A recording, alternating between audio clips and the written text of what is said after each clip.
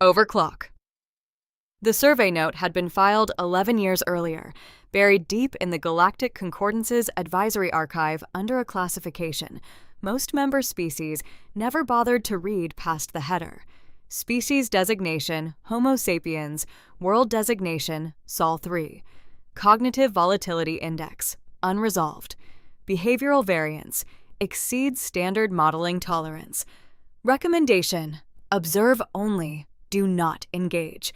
The Kaelisk Dominion read it anyway, on the eve of its harvester vessel Tribute's departure for the Sol system, and Overseer Vrenna Koss dismissed it in the same brisk, practiced tone she had used to dismiss 400 similar warnings across a career built on integrating exactly the kind of unresolved species the Concordance's cautious survey teams preferred to leave alone. Every primitive world generates a file like this, she told her command staff in the Tribute's final briefing before the jump. Every one of them turns out to be exactly as manageable as the last, once we've had a proper month to study the specimen. The Concordance writes these warnings to protect its own reputation, not because the underlying species is actually dangerous. We are not going to let a decade-old caution note cost the Dominion an entire viable labor population. She was, in the most literal and immediate sense, correct. The abduction went exactly as planned. The Kaelisk Dominion had refined its collection methodology across 3 centuries and 311 prior harvests, and the small, forward team assigned to Sol 3 executed the protocol with the same practiced efficiency it had applied to every previous world. A low, silent skiff descending under full concealment fields into the pre-dawn dark. A targeting scan confirming a single, isolated specimen sleeping alone. And a canister of odorless compound vented through an open window with a precision that left no trace behind, beyond an unlatched screen no investigator would ever think to treat as evidence of anything but ordinary carelessness. In the dark of an ordinary night, in an ordinary house on the outskirts of a city that would spend the following weeks searching for her with a growing, helpless dread, the compound drifted through Ava Reyes' open window and put her under before she ever woke enough to understand she was being taken.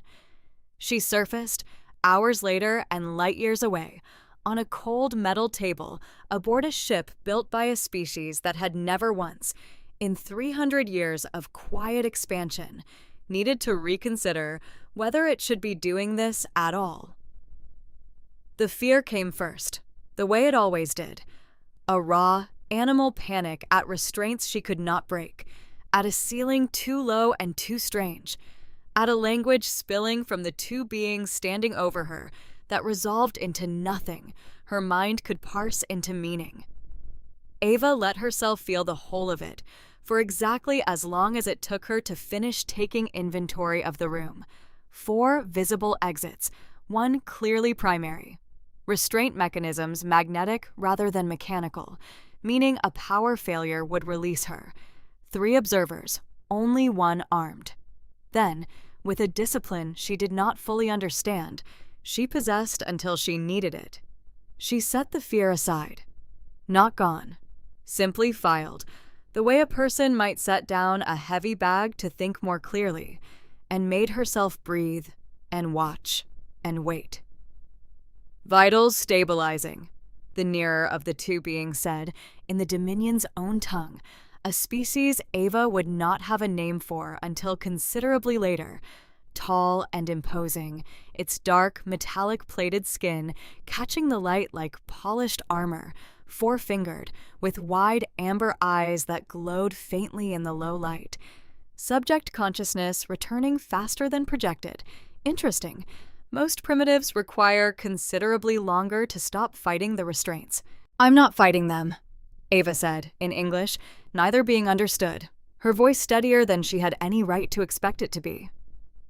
"I'm deciding whether it's worth it yet. Ask me again once I've had a better look around." They injected the lexicon inducer into her on the second day. Standard procedure, the tribute's medical logs would later confirm, applied without incident or complication to the 311 other species the Dominion had harvested across its long, unbroken history of quiet conquest. The device was built to do exactly one thing efficiently: accelerate a subject's language acquisition and instruction comprehension to a functional level within hours, rather than months, smoothing a newly acquired labor population's transition into compliant, communicative usefulness. It had never once, in 3 centuries of use, produced any effect beyond precisely that. Ava's brain did something the device's designers had never accounted for, because no species the Dominion had ever harvested had a brain built quite the way hers was.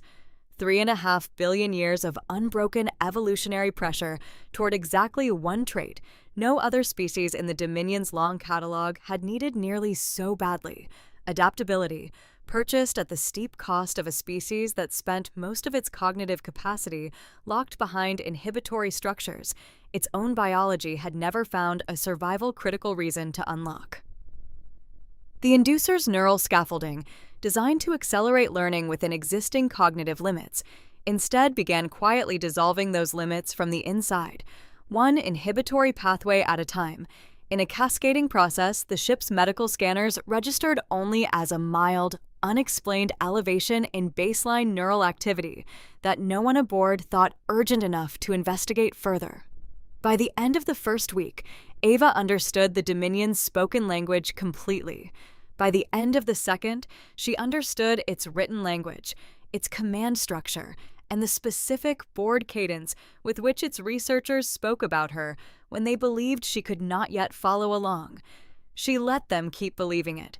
She had already begun to understand, somewhere in the strange new clarity, spreading through her mind like light filling a room whose curtains had finally been pulled back, that the single most valuable thing she currently possessed was every one of them continuing to underestimate exactly how much she understood.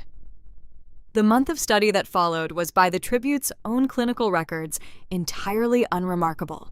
A standard battery of physical, cognitive, and behavioral assessments applied to every species the Dominion had ever harvested, designed to establish a labor suitability profile before full processing began. They tested her strength, her endurance, her tolerance for pain and isolation, and manufactured stress, cataloging her responses with the same brisk professional detachment a livestock assessor might bring to grading cattle. The pain threshold assessment, conducted on the 11th day, was the closest Ava came, across the entire month, to letting her outward composure genuinely slip. A calibrated stimulus array, applied in slowly escalating increments to test a specimen's tolerance and recovery time, was standard enough procedure that the technician administering it barely looked up from his instruments as he worked, until the 4th increment, calibrated to a threshold 300 prior species, had reliably broken beneath. Produced from Ava, nothing more than a slow, controlled exhale and a stare that made the technician's own hands, quite involuntarily, still on the instrument panel. "Subject tolerance exceeds calibration ceiling," he reported, uneasy in a way his species rarely allowed itself to sound. "I would like authorization to recalibrate before continuing, Overseer. I do not believe our current instruments were built with this specimen's actual limits in mind." Ava said nothing throughout the entire exchange, watching the ceiling with the same patient, unreadable stillness she had maintained since her first hour aboard the ship. Not because the pain hadn't been real, but because she had already learned, in 11 days, that the specific value of appearing unbroken was worth considerably more to her than the comfort of letting anyone see exactly how much it cost her to stay that way. Overseer Koss reviewed the accumulating data personally, twice weekly, and found in it exactly what 300 prior harvests had prepared her to expect: a moderately resilient, moderately intelligent primitive specimen, well within normal parameters for eventual integration. What the assessments did not capture, because no one administering them thought to look for it, was what Ava did in the hours between tests, lying still in her cell, eyes closed, running through the ship's schematics she had memorized from a single, unguarded glance at a maintenance tablet left too close to her enclosure. Replaying, with perfect and expanding recall, every conversation she had overheard among the crew, cross-referencing rank structures, security rotations, the specific vulnerabilities of a magnetic restraint system she now understood, at a level of technical detail that would have startled the tribute's own engineers, well enough to disable on command.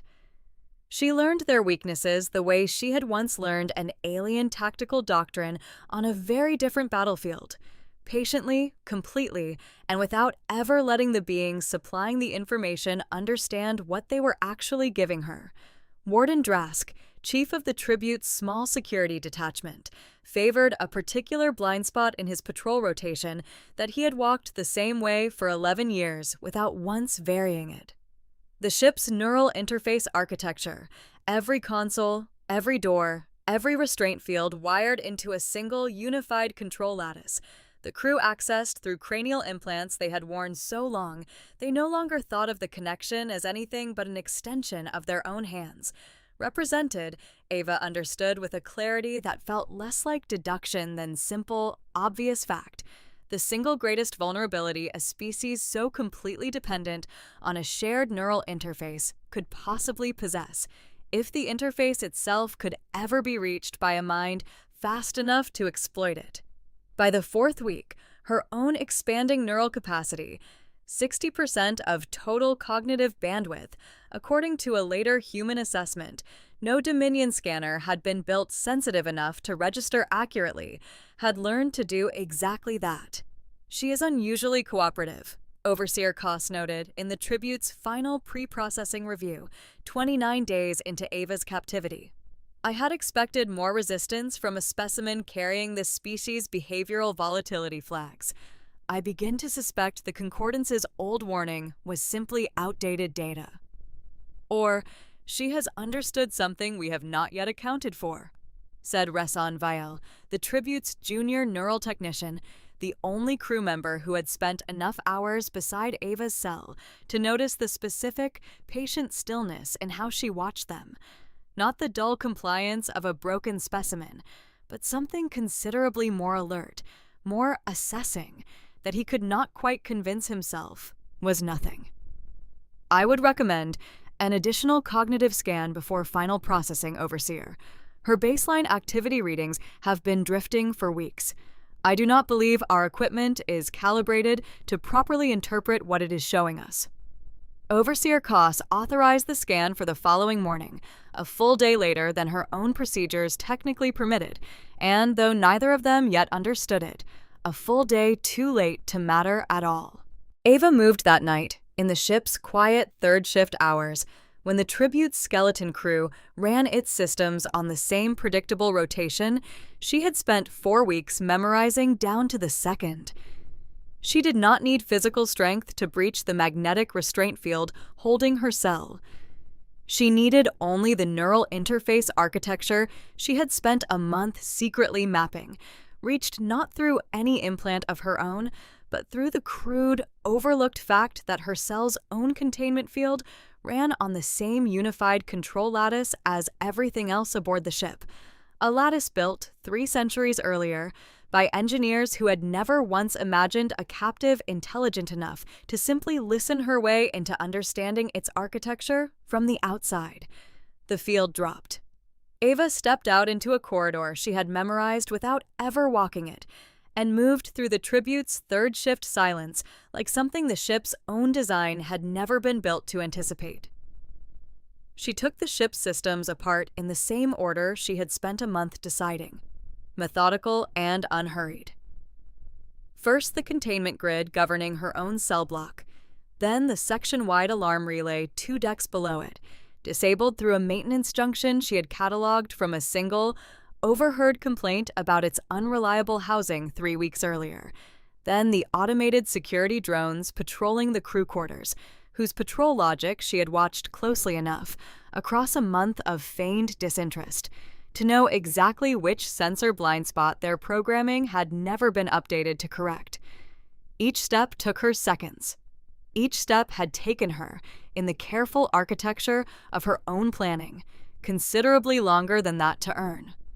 Warden Drask found her first, exactly where his 11-year patrol habit put him, and never fully understood what happened in the 4 seconds between recognizing an unrestrained specimen in the corridor and finding himself disarmed, subdued, and unconscious on the deck plating. Ava's movements economical and precise in a way no human combat instructor had ever taught her, drawn instead from a month of watching Dominion security drills with a mind now fast enough to model, predict, and preempt every motion before it was fully committed to. She did not kill him. She had already decided, somewhere in the patient clarity of the weeks before, exactly who among the tribute's crew deserved that particular mercy and who did not. A calculation built not on sentiment, but on the same cold, complete understanding she had built of everything else aboard the ship. Resan Vial, the junior technician who had argued for the additional scan, surrendered the moment she reached the medical bay, hands raised, making no attempt to reach the alarm relay within his obvious reach. "I told her something was wrong," he said, in the Dominion's own tongue, watching her with an expression closer to awe than fear. "I did not expect to be right in quite this direction." "You were the only one who actually looked," Ava said. "I noticed. That's going to matter to you in about 10 minutes. He would spend the remaining hours of that night not restrained but genuinely assisting her, guiding her through the specific quirks of the tribute's oldest control subsystems that even her own rapidly expanding understanding hadn't yet fully mapped. A small, practical alliance, neither of them named aloud, born less from any sudden loyalty than from Resan's own quiet, long-buried unease about a career spent processing species who had never once been asked whether they consented to what was being done to them. "I have wondered, for longer than I have ever admitted to anyone aboard this ship, whether we were the villains of someone else's story," he told her, working beside her at an access panel 3 decks from the bridge. "I did not expect to find out the answer from inside it." "Now you know," Ava said. "The question that actually matters is what you do with knowing it."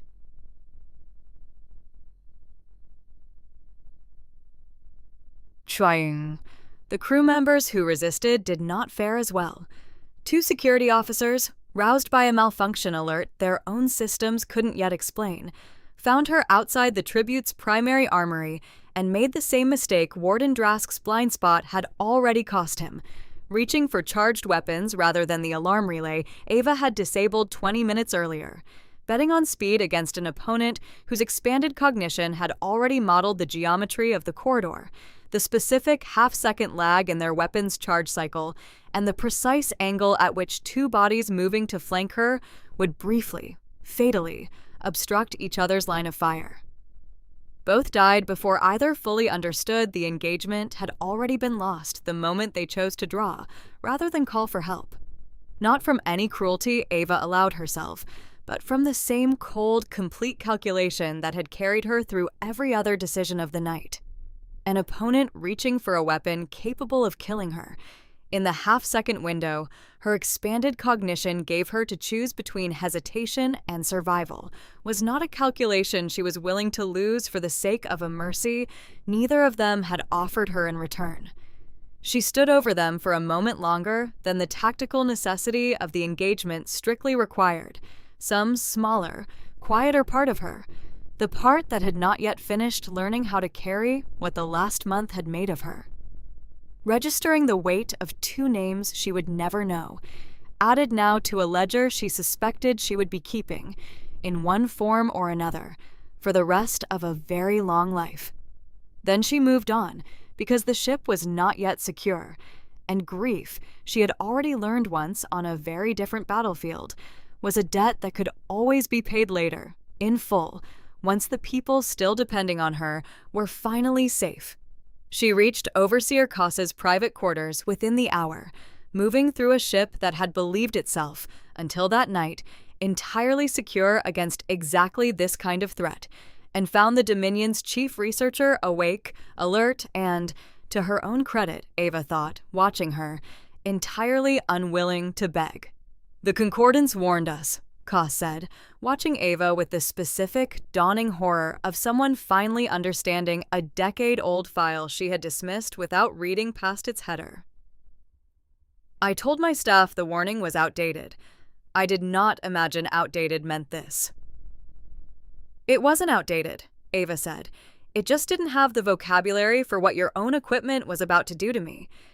You built a device to make primitive species easier to instruct. Mine wasn't built the way you assumed it was. I'd say that's on you, Overseer, not on the file you never bothered to finish reading." She took the tribute's bridge before dawn, ship time, and did to the remaining crew exactly what the Dominion had spent 3 centuries doing to every species it harvested, not out of cruelty for its own sake, though she would not later pretend the symmetry hadn't occurred to her deliberately, but because she understood, with the same complete clarity that had carried her through every prior decision, that a ship full of trained, resentful captors left unrestrained represented a threat she could not afford to manage by half measures. The subjugation collars, standard Dominion equipment used on every newly harvested labor population for exactly this purpose, were designed to suppress resistance through a combination of neural dampening and physical restraint. Cruel, efficient, and, Ava discovered within an hour of studying their control architecture through the same unified lattice that had freed her, considerably easier to operate than the Dominion's engineers had ever imagined they would need to be for someone outside their own chain of command. She collared the tribute's surviving 41 crew members, one section at a time, methodical and unhurried, offering each of them the same simple choice Resson Vale had already accepted: cooperate and retain something considerably closer to dignity than the Dominion had ever extended its own captives. Resist and discover exactly how far her patience actually extended. Most chose cooperation. Overseer Koss, collared last and confined to what had once been her own private quarters, chose something closer to bitter, watchful silence, studying the human who had dismantled her entire career in a single night with an expression Ava recognized, having worn something close to it herself once, as the specific look of a predator forced, for the first time in a very long career, to genuinely reconsider what it had assumed prey was actually capable of. "You have made an enemy of the entire Dominion," Koss told her, days later, once the ship's systems had been fully secured under Ava's own control. "You understand this changes nothing about what happens next. We are not the only harvester vessel the Concordance permits. There will be others." "I'm counting on it," Ava said. "I'd rather they come find out what happened here before they try it on anyone else. Word travels faster than fleets, Overseer.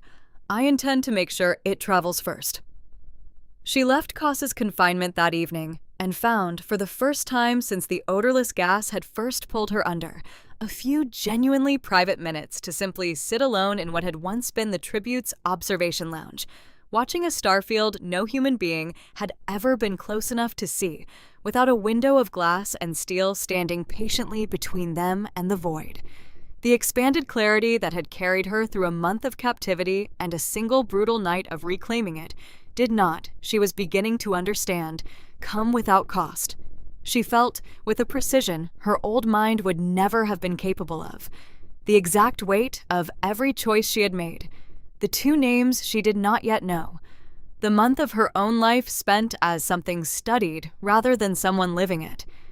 She let herself grieve that, quietly, in the only private moment the following months would afford her, before straightening and turning back toward the work still waiting, because grief, she had already decided once, was a debt that could always be paid later, and the people depending on her now numbered considerably more than a single ship's worth. The transmission Ava sent to Earth 3 days later reached a planet that had spent the intervening month believing its missing citizen dead, or worse, unfindable, and reached, alongside her, the single largest piece of information any human government had ever received in the whole of recorded history: that the galaxy was inhabited, that it was organized, governed, and actively expanding, and that the species currently occupying it had not, as a matter of general practice, extended humanity anything resembling friendship. "My name is Ava Reyes," the transmission began, broadcast simultaneously to every government on Earth capable of receiving it, delivered in a voice that had spent a month learning exactly how much weight a single sentence could carry. "1 month ago, I was taken from my home by a species called the Kaelisk Dominion for study, for processing, and eventually, if their own records are honest, for labor. I am transmitting to you now from their ship, which I currently control, along with its crew, who no longer do. I have a great deal to tell you, and considerably less time than any of us would like to tell it in. I would ask every government listening to this transmission to set aside, for now, whatever separates you from each other, because I do not believe any of you have fully understood yet what's actually out here waiting." The transmission reached 7 billion people within a single day, translated into every major language before the sun had finished setting on the hemisphere that received it first, and the reaction that followed was neither the panic nor the celebration any single analyst had predicted, but some unsteady, disorienting mixture of both. Markets closing early on 3 continents, governments issuing careful statements that revealed, in their very carefulness, how little any of them actually understood about what had just happened to their species, and ordinary people gathering in streets and living rooms across every time zone simply to watch, over and over, the same steady, unshaken face telling them the universe was no longer a closed room. What followed, across the 18 months historians would later simply call the convergence, was less a single decision than an accumulating, unstoppable momentum no single government could have resisted even if it had wanted to. Ava returned to Earth aboard the captured tribute itself, its subjugated crew and its vast Dominion archive intact, and delivered to a hastily assembled joint session of the United Nations something no human institution had ever been offered before: proof, complete and undeniable, of a wider galaxy and the beginnings of a roadmap for surviving contact with it. The session was not unanimous, and Ava had not expected it to be. A dozen delegates spent the first 2 days arguing procedure rather than substance, unwilling to cede the sovereignty a unified response would obviously require, and it was the delegate from a small island nation long accustomed to weathering threats considerably larger than its own resources. Flooding, storms, a rising sea that had never once waited for a treaty to finish being negotiated, who finally said, in the plain, exhausted voice of someone who had spent a career watching larger powers debate while smaller ones drowned, the sentence that history would later credit with actually tipping the vote. "You have spent 2 days asking whether unification costs you something," she told the assembled chamber. "I would ask you to consider, instead, what continuing to argue about it is currently costing all of us, while the species that already tried to take one of our own weights to see whether we are worth trying again." The vote to establish a single coordinating Earth authority passed within the week.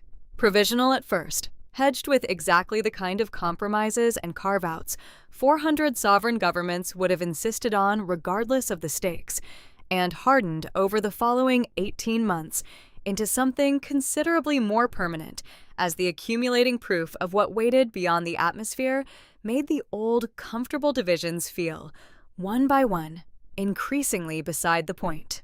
The call for volunteers went out 3 months after Ava's return, accompanied by a warning she insisted be delivered in full alongside it, that the procedure had nearly killed her by accident, that its long-term effects remained only partially understood, and that anyone who submitted to it was choosing a permanent, irreversible transformation of exactly who they were, in service of a species that could not yet promise them it would be worth the cost.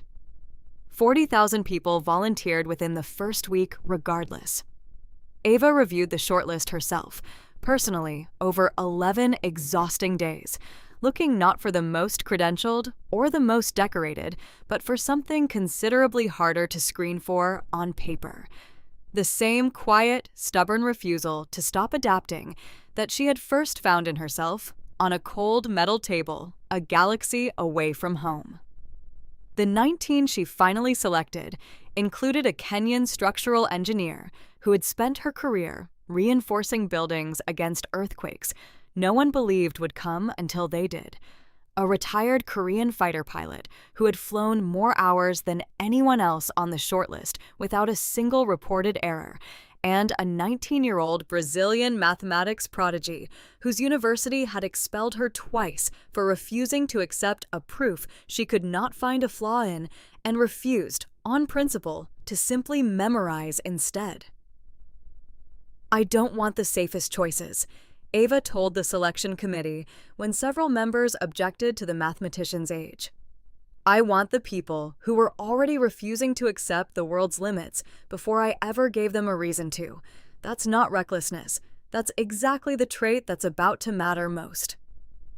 19 volunteers, drawn from every corner of a world suddenly, urgently united by a threat considerably larger than any of its old internal divisions, submitted to the modified lexicon inducer procedure Ava herself had refined during the return voyage, working alongside Reson Vale, who had asked, in the transmission's aftermath, to remain with her rather than return to a Dominion that would very likely execute him for his part in the ship's fall, and whose intimate knowledge of the device's original architecture made the refinement considerably safer than Ava's own accidental first exposure had been.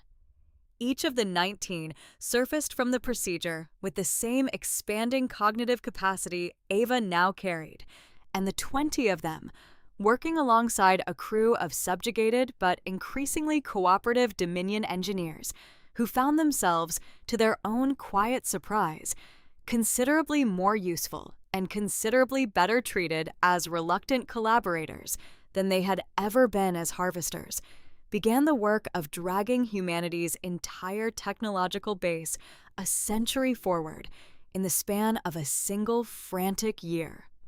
FTL theory that Earth's own physicists had spent decades circling without ever quite closing the final gap resolved itself within months, once the Dominion's own working technology sat available for 20 minds now fast enough to fully reverse engineer it.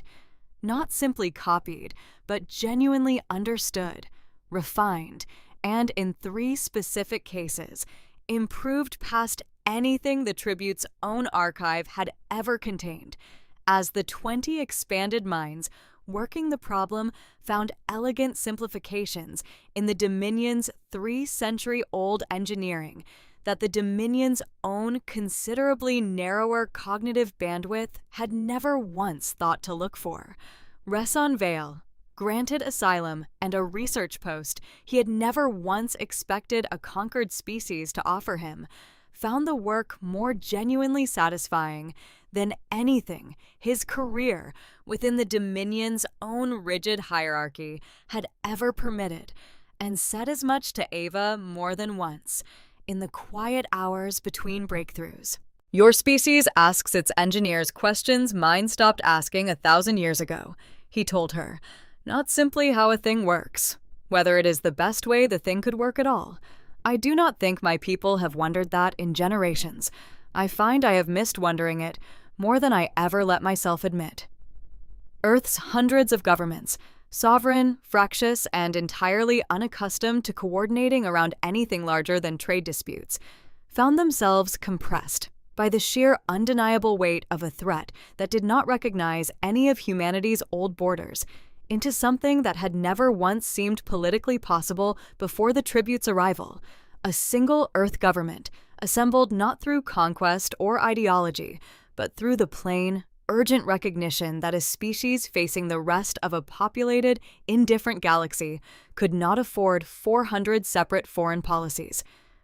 The Galactic Concordance sent its own delegation 18 months after Ava's transmission, expecting, by every prior model of first contact its long history had ever produced, a fractured, frightened, technologically primitive world still reeling from its first brutal encounter with the wider universe.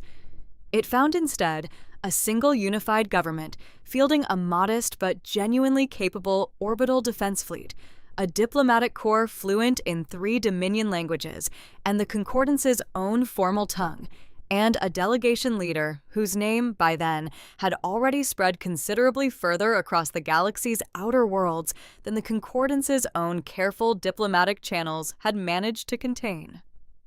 The Kaelisk Dominion has filed a formal grievance against your government, the Concordance's senior envoy told Ava, in the same modest Earth conference chamber where, 18 months earlier, she had first stood before a fractured planet's leadership and asked them to set their old divisions aside. A chamber that now hosted, on either side of the long central table, delegations from a planet that had learned, in the intervening time, to speak with something considerably closer to a single voice than it had ever managed before. They claim you unlawfully seized a Dominion vessel and its crew, held 41 of its personnel against their will, and are, at this moment, still refusing their lawful return. I'd invite the Concordance to review the survey file it wrote about us 11 years before that ship ever launched, Ava said. The Dominion was warned. They chose not to read past the header. I'm not interested in relitigating whose fault that turned out to be. I'm interested in what the Concordance actually intends to do about a member state that treats first contact as a labor acquisition opportunity, and whether Earth is going to need to keep protecting itself from that particular lesson a second time. She let that sit for a moment before adding the rest of it, plainly, without heat. As for the crew, 39 of the 41 have already asked to stay. I'd invite the Dominion to consider what that says about the lives it was offering them before the ship ever found my planet. The envoy studied her for a long moment. The specific, careful study of a being whose species had spent 11,000 years assuming it understood, in broad and comfortable terms, exactly how a first contact species was supposed to behave once it discovered how small and outmatched it actually was. Your survey file described a cognitive volatility index the Concordance could not resolve, the envoy said, finally, something that might have been the beginning of genuine curiosity working its way past a diplomat's careful neutrality. I confess I did not fully understand what that phrase meant until this meeting. I believe I am beginning to. It means we don't stay the same shape for very long when something tries to force us into one, Ava said. The Dominion assumed that made us easy. I'd ask the Concordance to consider, before it makes the same assumption twice, that it might actually mean something closer to the opposite. The Concordance did not anticipate this outcome, the envoy admitted, finally. I confess we do not yet know what category to file your species under. You are not conquered. You are not, by any metric we currently possess, primitive. I do not believe our own charter has language prepared for a species that experienced first contact as an abduction and emerged from it, within 2 years, as something considerably closer to our equal. Then I'd start drafting new language, Ava said. Because in a few more years, envoy, I don't think equal is going to be the word you're reaching for either. I'd suggest the Concordance spend those years deciding what kind of neighbor it wants to have been before the balance finishes tipping. We're not going to forget who warned the Dominion and who ignored it. I'd rather remember the Concordance as the side that finally started reading its own files all the way through.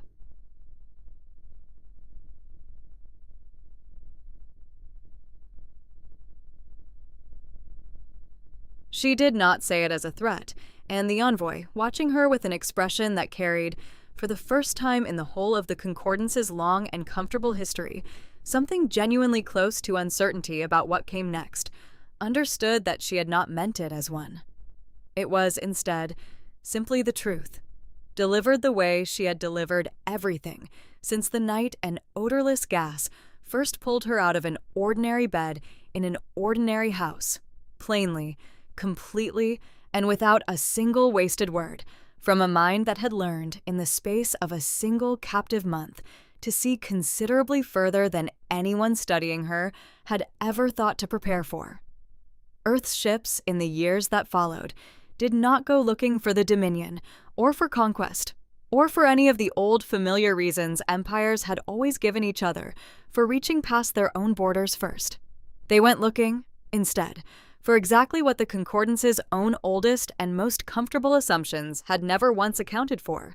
A species that had been taken to be studied had studied its captors instead, and had come home from the experience not diminished by what had been done to it, but entirely, permanently transformed by everything it had refused to let go, to waste. Ava Reyes did not accept a formal title in the new Earth government that grew, slowly and imperfectly, out of the crisis her abduction had first set in motion. She declined every offer of a presidency, a chairmanship, a throne dressed up in whatever careful diplomatic language a species new to unification could invent for it, and took instead a considerably quieter position as the head of what would become known, within a decade, simply as the Threshold Directorate, the small, expanding circle of expanded minds tasked with making certain that whatever came through Earth's door next, invited or otherwise, would never again find a species too fractured, too underestimated, or too slow to adapt to meet it. She kept, on the wall of the modest office the Directorate eventually built her, a single framed printout of the Concordance's original survey file, Cognitive Volatility Index, Unresolved, not as a trophy, but as a reminder, for herself and for everyone who came through her door afterward, of exactly how much damage a warning could do when the people reading it never bothered to finish the sentence. The end. If you enjoyed this video, press the like button, subscribe to the channel to help it grow, and leave a comment.